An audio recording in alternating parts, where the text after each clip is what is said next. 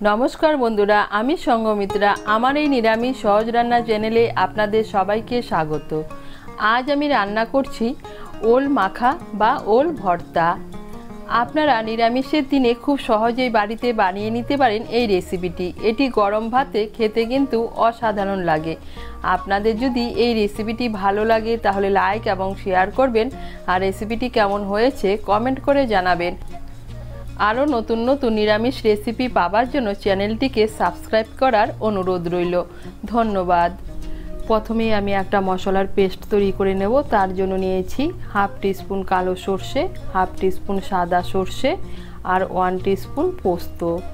এগুলো দিয়ে আমি একটা পেস্ট বানিয়ে নেব। মশলার পেস্টটা বানাতে বানাতে এদিকে আমি ওলটাকে প্রেসার কুকারে সেদ্ধ করে নিয়েছি। এখন আমি ওলটাকে একটা প্লেটে তুলে নিয়েছি। এখন আমি গরম অবস্থাতে ওলগুলোকে ভালো করে মেখে নেব। ওলটাকে গরম অবস্থাতেই ভালো করে মেখে নিতে হবে, ওল ঠান্ডা হলে শক্ত হয়ে যায়।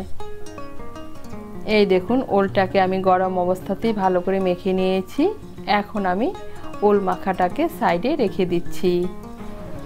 এদিকে আমি কড়াই বসিয়েছি। কড়াইতে দিয়ে দিচ্ছি 1 টেবিল স্পুন সর্ষের তেল। তেলটাকে ভালো করে গরম করে নেব।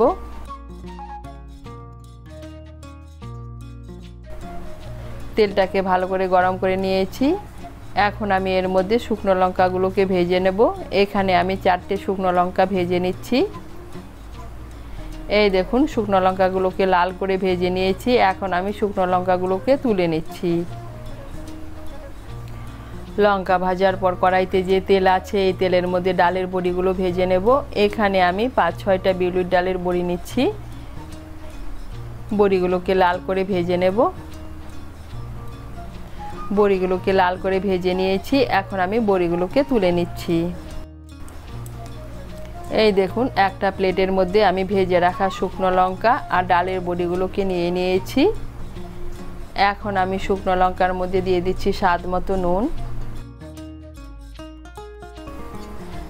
নুন দিয়ে শুকনো লঙ্কাগুলোকে ভালো করে চটকে মেখে নেব। শুকনো লঙ্কাগুলোকে ভালো করে মেখে নিয়েছি। এখন আমি ডালের বড়িগুলোকে হাত দিয়ে একটু মেখে নেব।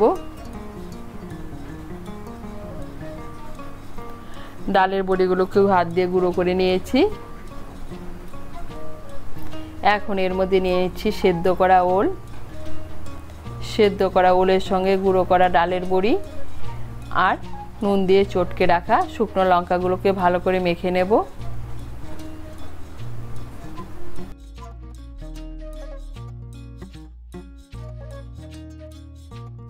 এখন এর মধ্যে দিয়ে দিচ্ছি সর্ষে আর পোস্ত দিয়ে যে পেস্টটা তৈরি করে নিয়েছি সেই পেস্ট, আর দিয়ে দিচ্ছি 1 চামচ কাঁচা সর্ষের তেল।